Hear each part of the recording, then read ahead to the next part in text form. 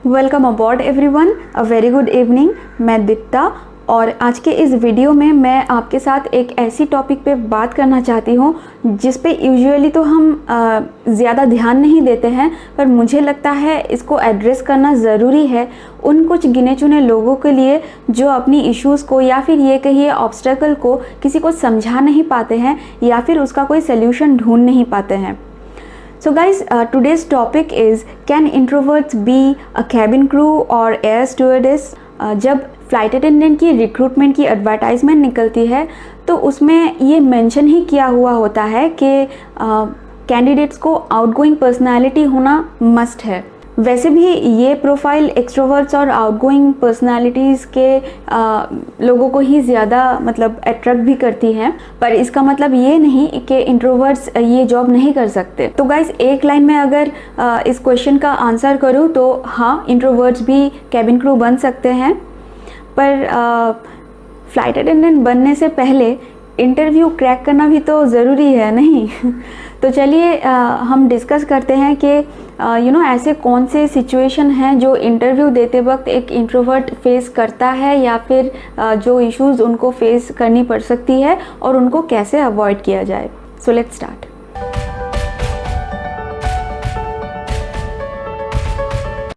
So guys, इस video के आखिर में आपके लिए मेरी तरफ से पर्सनली एक नोट है, मैं चाहती हूँ वो आप लोग मिस मत करो। तो guys, number 1 is under confidence and insecurity. Introverts को वैसे ही भीड़ या क्राउड पसंद नहीं है, they are in their elements when in solitude. पर इंटरव्यू वेन्यू में एक ही दिन में हज़ारों लड़के लड़कियाँ आती है इंटरव्यू देने के लिए। उस वक्त अगर खुद को हाईलाइट नहीं कर पाओगे तो इंटरव्यू के नज़र में भी नहीं आओगे, which is very crucial to crack the opportunity. Let me tell you, interview venue में आपको टाइम से पहले पहुंचना है, उस एनवायरनमेंट में खुद को सेटल करनी है। यूजुअली इंटरव्यू स्टार्ट होने से पहले इंटरव्यूअर्स आके कैंडिडेट्स के सामने आके खुद को इंट्रोड्यूस करते हैं। Look in their eyes, face them, that leaves a good impression. तो गाइस, सारे कैंडिडेट्स जब तैयार होके अपने बेस्ट फॉर्म में इंटरव्यू वेन्यू में आते हैं तो शायद उनको देख के आपको लगता होगा कि मुझसे नहीं होगा, शायद ये थोड़ी कुछ कमी रह गई, ये अगर मैं कर लेती तो बेहतर रहता। सो ऐसा तभी होता है जब हम दूसरों के साथ खुद को कंपेयर करना स्टार्ट करते हैं। ऐसा नहीं करना है, आपको खुद को रिमाइंड करानी है कॉन्स्टेंटली कि इस इंटरव्यू के लिए आपने खुद को कैसे प्रिपेयर किया, कितनी मेहनत की आपने, क्योंकि इंटरव्यू वेन्यू में आप खुद को जज करने नहीं आते हो या फिर दूसरों से कंपेयर करने नहीं आते हो, बल्कि इंटरव्यूअर को ये प्रूव करने के लिए आते हो कि यू आर अ वर्दी कैंडिडेट, राइट? और गाइज, ये पॉइंट उस वक्त के लिए भी बहुत ही ज़्यादा सही बैठती है जब कैंडिडेट्स को ग्रुप टास्क दिया जाता है। तो उस वक्त में आपको चुप नहीं बैठना है, साइलेंट नहीं रहना है, आप वॉलंटियर कीजिए, सजेस्ट करिए अपने ग्रुप मेंबर्स को कि मैं ये टास्क ज़्यादा अच्छे से कर पाऊँगी, let me handle this one. Group task का पर्पस यही होता है ये चेक करना कि आप दूसरों के साथ या फिर अननोन लोगों के साथ कितनी जल्दी और कितने अच्छे से घुल मिल सकते हो, टू चेक कि ड्यूरिंग योर ड्यूटी आवर्स आप अपने कलीग के साथ कैसे कितनी अच्छे से इंटरेक्ट कर पाओगे even if you don't know the person. Which brings me to my next point, number 2 is silent रहना, not interacting with other candidates while waiting for the interview to happen. इस चीज़ को आप अपनी प्रायोरिटी बना लीजिए कि इंटरव्यू वेन्यू में पहुंच के मुझे दूसरे कैंडिडेट से भी इंटरेक्ट करना है और आप खुद से जाके कन्वर्सेशन इनिशिएट करिए। Even if you bring a friend with you, अगर आपकी कोई पहचान की भी वहाँ मिल जाए तो इसका मतलब ये नहीं कि आप सिर्फ पहचान वाले के साथ ही बात करिए, आप सबसे बात करिए, क्योंकि यू नेवर नो, आपको शायद दिखेगा नहीं पर someone is always watching you. आप कैसे खुद को फ्रेंडली बनाते हो दूसरों के साथ, अननोन लोगों के साथ कितने अच्छे से, कितनी जल्दी से आप घुल मिल जाते हो, ये वो ज़रूर चेक करते हैं, because it's a very important thing in this job role, friendly होना। क्योंकि हर दिन आपको अलग अलग कलीग्स के साथ, अननोन पर्सन के साथ काम करना पड़ता है। तो सोचो, आप अगर खुद ही अप्रोचेबल नहीं हो तो कस्टमर्स जब ज़रूरत पड़ेगी आपको कैसे वो अप्रोच करेंगे, right? And the companies won't want that in their employees. They want their employees to be friendly and approachable. Yeah, so guys, you really need to push yourself here. I know it's a huge barrier for introverts जो कि chit chats करना पसंद नहीं करते, but you need to keep this in mind. Yeah, so my next point is checking time again and again. You know, ये सिर्फ introverts के लिए ही नहीं, जनरली हम सबके लिए एप्लीकेबल है। जब भी हम नर्वस होते हैं तो बार बार ऐसे अपनी घड़ी चेक करते हैं, शायद देखते भी नहीं टाइम, पर चेक करते हैं, घड़ी हो, अपना मोबाइल हो। It actually sends a wrong signal कि आप बोर फील कर रहे हो, आप इंटरेस्टेड नहीं हो, which is you know, I know which is not the fact, but it sends a wrong signal, so try to avoid it. आप अगर नर्वस फील कर भी रहे हो, which is a very natural thing, because the whole environment is so overwhelming, you know, क्योंकि इतने सारे लड़के लड़कियां वहाँ पे प्रेजेंट होते हैं, इंटरव्यूअर्स होते हैं। I know it's a very overwhelming feeling, but at that moment you immediately need to follow the previous point that we have discussed, which is start talking with others. जब आप दूसरों से बात करोगे, वो मीनिंगलेस बात ही क्यों ना हो, दिमाग में इतना कुछ नहीं आएगा। या सो बी इन दैट मोमेंट।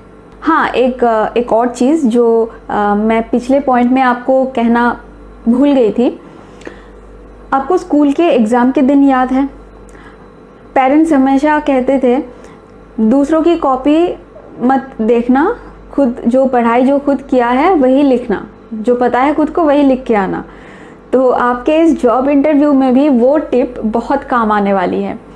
तो आप डिस्कस करोगे सबसे, पर ऐसी कोई भी चीज़ डिस्कस मत करना जो आपको लगता है इंटरव्यू से रिलेटेड हो सकता है, क्योंकि ऐसा होता है कि आप थोड़ा रिसर्च करके गए हो कि इस कंपनी का CEO ये है, इस कंपनी की हेड ऑफिस यहाँ पे है, पर आप जब दूसरों से डिस्कस करोगे तब शायद वो दूसरा बंदा आपसे कहे अरे नहीं, ये तो वो CEO नहीं है, कोई दूसरा है, या फिर नहीं, इसका तो हेड ऑफिस कहीं और है, ऐसा नहीं है। तो फिर वो आपके दिमाग के साथ मतलब जियोपर्डाइज हो जाती है थोड़ा। तो शायद वो इंसान गलत है, आप सही जानते हो, पर उस चक्कर में आप फिर कंफ्यूज हो जाओगे, ठीक है ना? हड़बड़ी में फिर गलत डिसीजन ले लोगे। सो ये चीज़ याद रखना, बात करना ज़रूरी है, but not on those topic that you think might come during the interview. So guys, my last point is enthusiasm. तो आप अगर खुद इंट्रोवर्ट हो या फिर आपकी कोई फ्रेंड इंट्रोवर्ट है, तो इस पॉइंट के साथ आई एम 100% श्योर आप रिलेट कर पाओगे। तो ज़रा सोचो, आप अपने फ्रेंड को कॉल करते हो और ये कहते हो कि हम 2-3 फ्रेंड्स मिलके शाम को मूवी देखने चलेंगे, तो आ रही है ना? या तो वो तभी मना कर देगी विदाउट अ सॉलिड रीज़न, या फिर तब हाँ बोलेगी और मीटिंग से कुछ टाइम पहले कैंसिल कर देगी प्लान। पता है क्यों ऐसा होता है? क्योंकि इंट्रोवर्ट्स को ना किसी भी चीज़ के लिए, छोटी से छोटी चीज़ ही क्यों ना हो, खुद को मेंटली प्रिपेयर करना पड़ता है बहुत पहले से। कोई सडन अगर काम आ भी जाए और हड़बड़ी में उनको वो करना पड़े, तो कुछ ना कुछ गलती हो ही जाएगी। तो यूजुअली वो सडन प्लान्स अवॉइड ही करते हैं। But on the day of interview, उस वक्त तो आपको पहले से इंटरव्यू की डेट, इंटरव्यू की वेन्यू सब पता ही होगा। So be the best version of yourself. वो जो एंथुजियाज्म है इंटरव्यू के लिए, वो आपके फेस में दिखना चाहिए।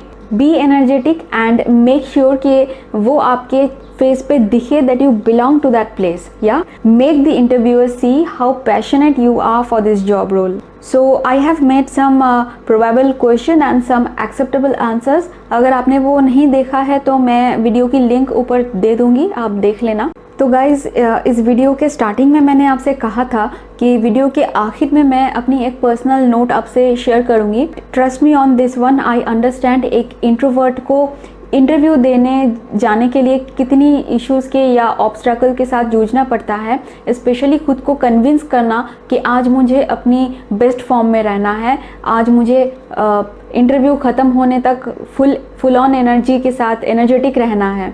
बट ऑल्सो एक चीज़ याद रखना, आप इंटरव्यू के लिए जब तैयार होगे, जब वो यूनिफॉर्म आप पहनोगे, तो आपके चलने का तरीका, आपका बोलने का तरीका, वो सब मतलब ज़रूरत के हिसाब से खुद से ही सेटल हो जाती है।